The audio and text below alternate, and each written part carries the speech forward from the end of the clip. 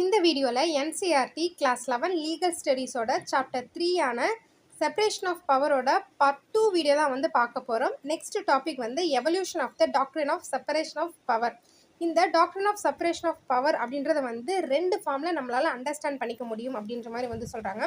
ஒன்று வந்து என்ன அப்படின்னா, ஒரு குறிப்பிட்ட தனிநபர்கிட்டயோ இல்லைனா ஒரு குறிப்பிட்ட ஆர்கனைசேஷன்கிட்டயோ இல்லை ஒரு குறிப்பிட்ட பாடிக்கிட்டேயோ வந்து ஒட்டுமொத்த பவரும் இருக்கக்கூடாது, அதை வந்து அவாய்ட் பண்ணணும் அப்படின்றதான் வந்து இந்த ஃபார்ம்.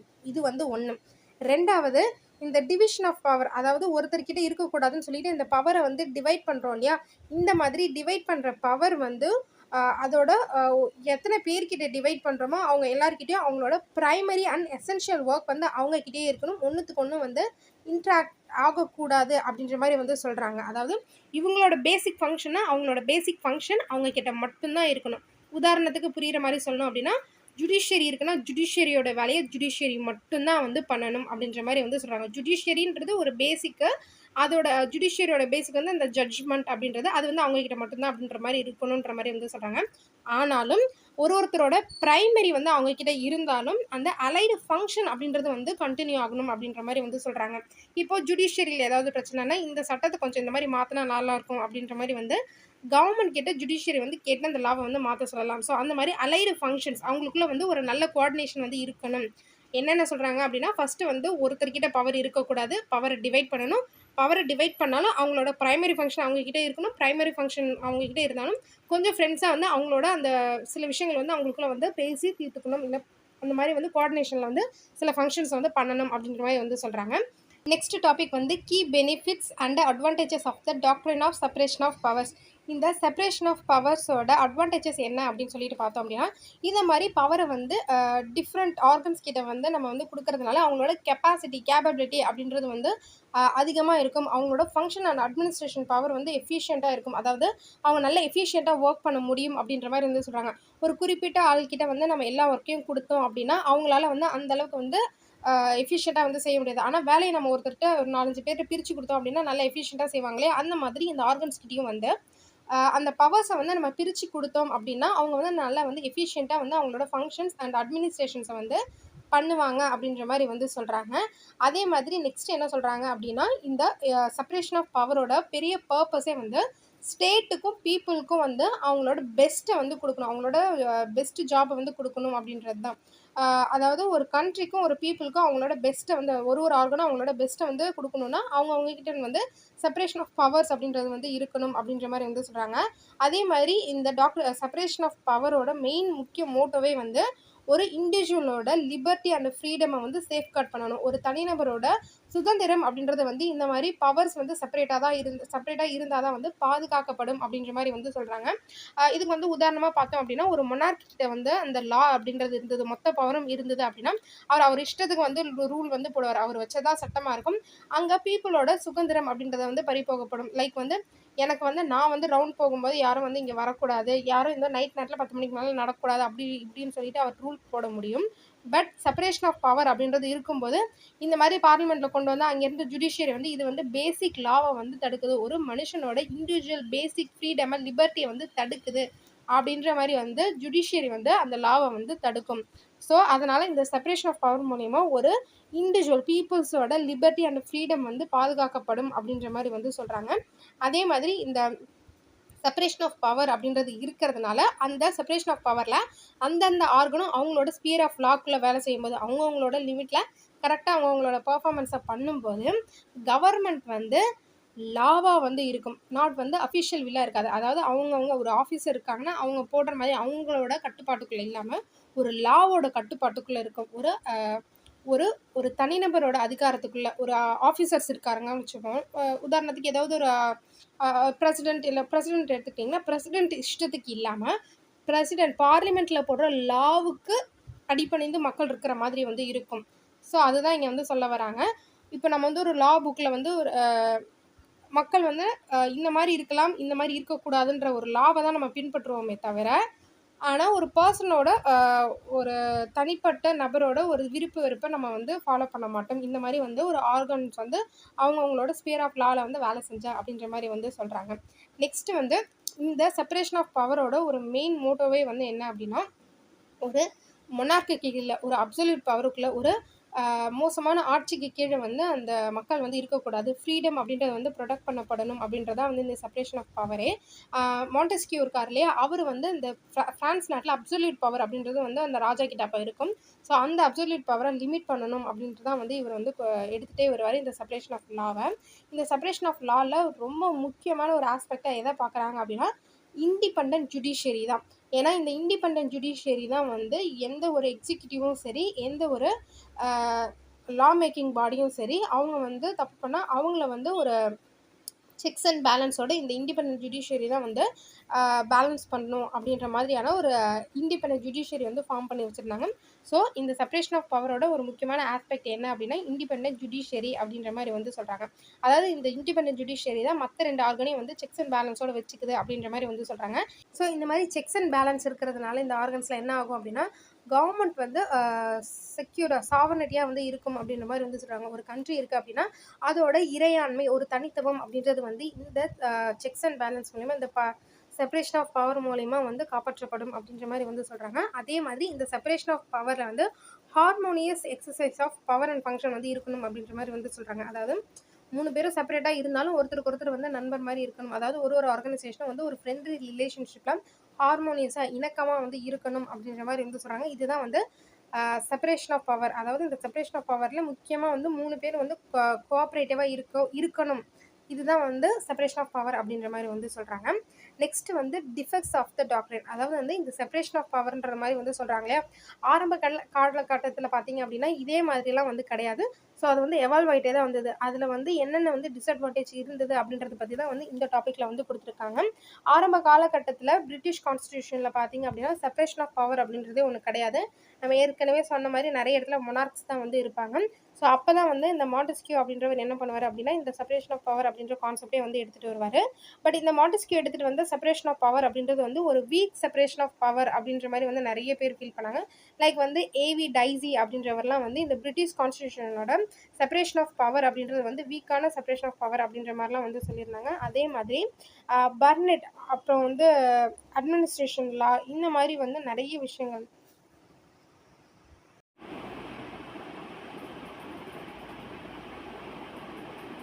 நெக்ஸ்ட் டாபிக் வந்து defects of the doctrine. British கான்ஸ்டியூஷனோட ஆரம்ப காலகட்டத்தில் பார்த்தீங்க அப்படின்னா செப்பரேஷன் ஆஃப் பவர் அப்படின்றதே ஒன்று இல்லை. அதாவது மாண்டெஸ்கியூ சொல்கிறது படி பார்த்தீங்க அப்படின்னா செப்பரேஷன் ஆஃப் பவர் அப்படின்றது வந்து பிரிட்டிஷ் கான்ஸ்டியூஷனில் ஆரம்ப காலகட்டத்திலலாம் இல்லை அப்படின்ற மாதிரி வந்து சொல்கிறாங்க. ஆக்சுவலி இதில் ஒரு சின்ன கிளாரிஃபிகேஷன் வேணும். மாண்டெஸ்கியூ வந்து ஃப்ரெஞ்ச் நாட்டிலேருந்து வந்தவராக இருப்பார். அவரோட நாட்டில் வெறும் அரசு ஆட்சி மட்டும்தான் இருக்கும். ஸோ அதனால் அது வந்து அப்சல்யூட் பவர். அரசர் என்ன வச்சாலும் அதுதான் சட்டம் மாதிரி இருக்கும். ஆனால் அவர் வந்து அப்போ அந்த காலகட்டத்தில் பிரிட்டன் நாட்டை வந்து பார்க்கும்போது, பிரிட்டிஷ் வந்து பார்க்கும்போது அப்போ வந்து அவங்கள்ட்ட பார்லிமெண்ட்லாம் இருக்கும். அதே மாதிரி வந்து மொனார்க் அங்கேயும் வந்து ராயல் ஃபேமிலி இருப்பாங்க. பட் வந்து ஒரு செப்பரேஷன் ஆஃப் பவர்ன்றதெல்லாம் வந்து இப்போ இருக்கிற மாதிரிலாம் இல்லை. லைட்டாக ஃப்ரெஞ்ச் நாட்டை கம்பேர் பண்ணும்போது அங்கே இருக்கக்கூடிய அந்த செப்பரேஷன் ஆஃப் பவர்ன்றது அவருக்கு அதிகப்படியாக அப்போ வந்து தெரிஞ்சிருக்கும். பட் ஏவி டைசி அப்படின்றவர் என்ன சொல்கிறாரு அப்படின்னா, அந்த செப்பரேஷன் ஆஃப் பவர்ன்றது ஒரு வீக் செப்பரேஷன் ஆஃப் பவர் அப்படின்ற மாதிரி வந்து சொல்கிறாரு. அதே மாதிரி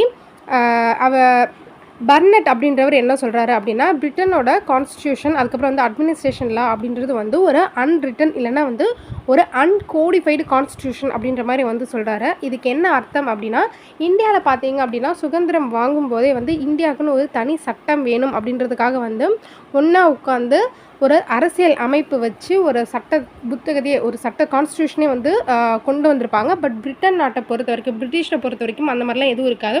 ஃபார் எக்ஸாம்பிளுக்கு ஒரு இன்சிடென்ட் நடக்குது அப்படின்னா அந்த இன்சிடென்ட்டுக்கு ஒரு தண்டனை கொடுப்பாங்க. அதை வந்து அப்படியே எழுதி வச்சுட்டு சரி இது பண்ணால் இது அப்படின்ற மாதிரி வந்து எழுதிப்பாங்க. உதாரணத்துக்கு இப்போ ஒரு திருட்டு நடக்குது அப்படின்னு வச்சுக்கோங்களேன். ஸோ இப்போ ஒருத்தங்க திருடிட்டாங்கன்னா அவங்களை கூட்டில் கொண்டு போய் நிறுத்துவாங்க. அப்போ இவன் திருடினாப்பா, இவனுக்கு 2 நாள் வந்து ஜெயில் தண்டனை கொடுங்க அப்படின்வாங்க. அதுக்கப்புறமா இதை என்ன பண்ணுவாங்க, அது ஒரு சட்டமாக வந்து ஏற்றுவாங்க. லைக் வந்து இப்போ யார் திருடினாலும் அவங்களுக்கு இனிமேல் வந்து 2 நாள் ஜெயில் தண்டனை அப்படின்ற மாதிரி அதை வந்து ஒரு சட்டமாக வந்து மாற்றுவாங்க.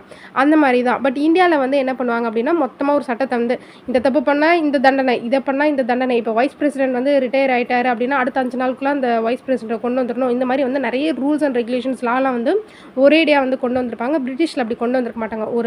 ஒரு தப்பு நடக்குது, இல்ல வந்து ஒரு கேஸ் நடக்குதுன்னா, அதோட ஜட்ஜ்மெண்ட் வச்சு அந்த லாவ வந்து கொண்டு வராங்க. ஸோ அந்த மாரி இருக்கிறத நாம வந்து அன்ரிட்டன் கான்ஸ்டிடியூஷன் அப்படின்னு வந்து சொல்லுவோம். அதாவது ஒரேடியா வந்து அந்த கான்ஸ்டிடியூஷன வந்து இது பண்ணாம, ஒரு ஒரு விஷயமும் நடக்கும்போது, ஒரு ஒரு அ நிகழ்வுகள் நடக்கும்போது, அதுக்கான இத வந்து அப்பப்ப வந்து மாத்திட்டே வருவாங்க. இப்போ திடீர்னு வந்து ஒ பிரசிடென்ட்ட வந்து ஒரு பதவியில உட்கார வைக்கிறாங்க அப்படின்னா, அவரு 5 வருஷம் அவர் சர்வீஸ் பண்ணணுன்ற மாரி வச்சிருக்காங்கன்னா, இப்போ 2 வருஷத்துலயே அவர் இறந்துட்டாருன்னா, அப்ப என்ன பண்றது? அப்படின்னு மாரி சட்டம் இருக்காது. அப்போ உடனே வந்து ஒரு லா வந்து கொண்டு வருவாங்க. அத திருப்பி அந்த லா புக்ல வந்து சேர்ப்பாங்க. ஸோ இதுதான் வந்து அன்ரிட்டன் கான்ஸ்டிடியூஷன்னு சொல்லுவோம். அன்ரிட்டன் கான்ஸ்டிடியூஷன்னா எழுதாமலே இருப்பாங்கன்றது அர்த்தம் கிடையாது. அப்பப்ப நிகழும்போது அத வந்து எழுதிப்பாங்க. ஒரேடியா உட்காந்து எழுதுறது தான் அன்ரிட்டன் கான்ஸ்டிடியூஷன்னு சொல்லுவாங்க. ஸோ இந்த மாரி பிரிட்டன் கான்ஸ்டிடியூஷன்றது வந்து எவால்வ் ஆயிட்டே வந்தது. இது வந்து ஒருத்தங்க இப்படி பண்ணணும், ஒரு கான்ஸ்டிடியூஷனா இப்படி இருக்கணும்னு எந்த ஒரு அ பெருசா வந்து ஒரு ஸ்ட்ரக்சரா வந்து கொண்டு போகாம அன்ரிட்டன் கான்ஸ்டிடியூஷன்லாம் இதில நெறைய இருக்கு. ஃபார் எக்ஸாம்பிளுக்கு வந்து ட்ரீட்டீஸ் போடும்போது அப்படியே அது ஒரு லாவா மாத்துறது, கோர்ட் ஜட்ஜ்மெண்ட் வச்சு பண்றது, அப்புறம் வந்து அ ஸ்டாக் ஸ்டாட்குட்ஸ் வச்சு பண்ணுறது, இந்த மாதிரி நிறைய வந்து இருக்கிறதுனால இது வந்து ஒரு அன்ரிட்டன் கான்ஸ்டியூஷன் அப்படின்ற மாதிரி வந்து சொல்கிறாரு. இது மட்டும் இல்லாமல் பார்த்தீங்க அப்படின்னா, இந்த பார்லிமெண்ட்டில் கொண்டு வரக்கூடிய சட்டத்தை வச்சு கான்ஸ்டியூஷனே வந்து மாற்றலாம். அதாவது இதில் இந்த பார்லிமெண்ட்டில் கொண்டு வரக்கூடிய ஒரு லெஜிஸ்லேஷன், ஒரு லாவை வச்சு அந்த அரசியல் அமைப்பையே கான்ஸ்டியூஷனே வந்து மாற்றுற மாதிரியான ஒரு அமைப்பு தான் வந்து இந்த பிரிட்டன் கான்ஸ்டியூஷனில் இருக்குது அப்படின்ற மாதிரி வந்து சொல்கிறாங்க. இந்த அன்ரிட்டன் கான்ஸ்டியூஷனில் வந்து பார்லிமெண்ட் கான்ஸ்டியூஷனல் கன்வென்ஷனும் இருக்குன்ற மாதிரி வந்து சொல்கிறாங்க. அதாவது பிரிட்டிஷ் கான்ஸ்டிடியூஷனில் இருக்கக்கூடிய நிறைய லாக்கள் வந்து இந்த அரசியல் அமைப்பு மாநாடு மூலயமாவும் கொண்டு வந்தது அப்படின்ற மாதிரி வந்து சொல்கிறாங்க. இந்த லைன்லாம் ரொம்ப குழப்பற மாதிரி இருக்கும். சிம்பிளாக ஒரே வேர்டிங்கில் சொல்கிறேன். பிரிட்டன் கான்ஸ்டிடியூஷன், அன்ரிட்டன் கான்ஸ்டிடியூஷன் அப்பப்போ நடக்கிற ஒரு நிகழ்வை வச்சு கொண்டு வரது தான் இந்த பிரிட்டன் லா எல்லாமே அப்படின்ற மாதிரி வந்து சொல்கிறாங்க. இதில் ஒரு மெயின் டிஸ்அட்வான்டேஜாக என்ன சொல்கிறாங்க அப்படின்னா, நமக்கு அரசியல் அமைப்புன்னு ஒன்று இருக்குது. ஒரு கான்ஸ்டிடியூஷனாக இப்படி தான் இருக்கும். பார்லிமெண்ட் இருப்பாங்க, அவங்க வந்து லாவை மேக் பண்ணுவாங்க, நம்ம அதை சட்டத்தை கடைபிடிப்போம். பார்லிமெண்ட் ஏதாவது தப்பு பண்ணால் ஜட்ஜ்மெண்ட் இருக்குது, ஜுடிஷியரி இருக்குன்னு இருக்கும். ஆனால் பிரிட்டிஷில் அந்த மாதிரிலாம் எதுவுமே கிடையாது.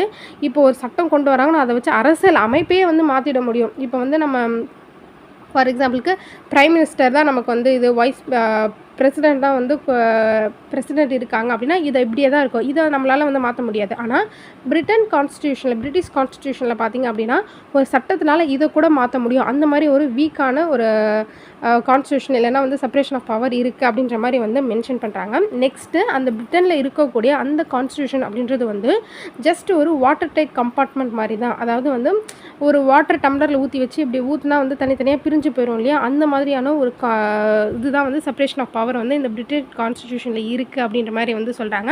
அது வந்து அந்த மாதிரி இருக்கிறது வந்து ஒரு நல்ல விஷயம் கிடையாது அப்படின்ற மாதிரி வந்து சொல்கிறாங்க. ஏன்னா இப்போ லெஜிஸ்லேச்சர், ஜுடிஷியரி, எக்ஸிக்யூட்டிவ் இருக்காங்க அப்படின்னா அவங்களுக்குள்ள வந்து ஒரு நல்ல வந்து கோஆர்டினேஷன் வந்து இருக்கணும். ஸோ அவங்களுக்குள்ள வந்து நல்ல பாண்டிங் இருக்கணும். என்ன தான் செப்பரேஷன் ஆஃப் பவர் இருந்தாலும் அவங்கவுங்களுக்குன்னு சொல்லிட்டு சில இன்டர் கனெக்ஷன் விஷயங்கள் வந்து இருக்கணும். இல்லைனா வந்து ரொம்ப கஷ்டம். ஒரு வந்து எஃபெக்டிவாக வந்து அந்த லாலாம் இருக்காது. ஒரு இண்டிவிஜுவலுக்கான ஒரு நியாயம் வந்து கிடைக்காது அப்படின்ற மாதிரி வந்து சொல்கிறாங்க. ஒரு நல்ல கவர்மெண்ட் ஆஃப் ஃபார்ம் வந்து இருக்காது அப்படின்ற மாதிரி வந்து சொல்கிறாங்க. அதாவது வாட்டர் டைட்டாக இல்லாமல் இன்னுமே வந்து அவங்களுக்குள்ளே இருக்கிற கோஆர்டினேஷன் வந்து நல்லா இருக்கணும் அப்படின்ற மாதிரி வந்து சொல்கிறாங்க.